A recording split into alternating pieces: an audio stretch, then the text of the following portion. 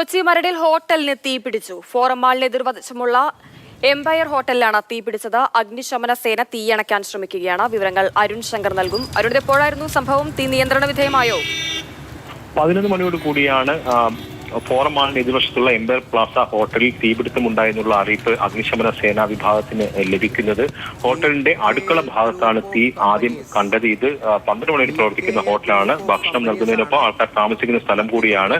ആൾക്കാർ ഉള്ള സമയത്താണ് തീപിടുത്തം ഉണ്ടായത് എന്നുള്ളതാണ് നമുക്ക് പ്രാഥമികമായി ലഭിക്കുന്ന വിവരം. ഇപ്പോൾ തീ നിയന്ത്രണ വിധേയമായി എന്നുള്ളതാണ് മനസ്സിലാക്കാൻ കഴിഞ്ഞിരിക്കുന്നത്. അടുക്കള ഭാഗത്ത് വലിയ തോതിൽ തീ കത്തിയിരുന്നു.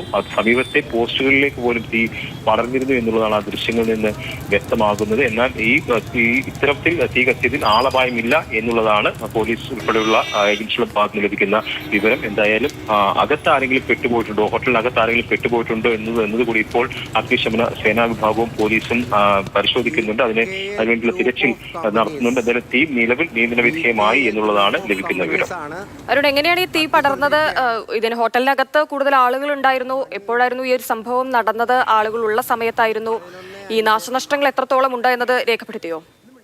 11 മണിയോടുകൂടിയാണ് തീപിടുത്തം ഉണ്ടായത് എന്നുള്ളതാണ് നമുക്ക് ലഭിക്കുന്ന വിവരം. ഹോട്ടലിന്റെ അടുക്കള ഭാഗത്താണ് തീ കണ്ടത്.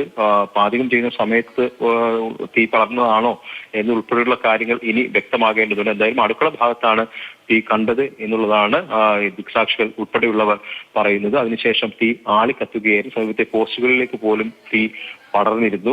ഈ ഹോട്ടലിൽ ആളുകൾ താമസിക്കുന്ന കൂടിയുണ്ട്. അതോടൊപ്പം തന്നെ റെസ്റ്റോറന്റും പ്രവർത്തിക്കുന്നുണ്ട്. ഈ സമയത്ത് ആളുകൾ ഉണ്ടായിരുന്നു എന്നുള്ളതാണ് പ്രാഥമിക ലഭിക്കുന്ന വിവരം. അവിടെ താമസിക്കുന്ന ചിലർ പറയുന്നത് രാത്രി 12 മണിവരെ പ്രവർത്തിക്കുന്ന റെസ്റ്റോറന്റ് ഈ ഹോട്ടൽ ഉണ്ട് എന്നുള്ളതാണ്. തിരക്കുള്ള റെസ്റ്റോറന്റ് കൂടിയാണ്. അപ്പോൾ ആൾക്കാർ ഉണ്ടാവും എന്നുള്ളത് ഉറപ്പാണ്.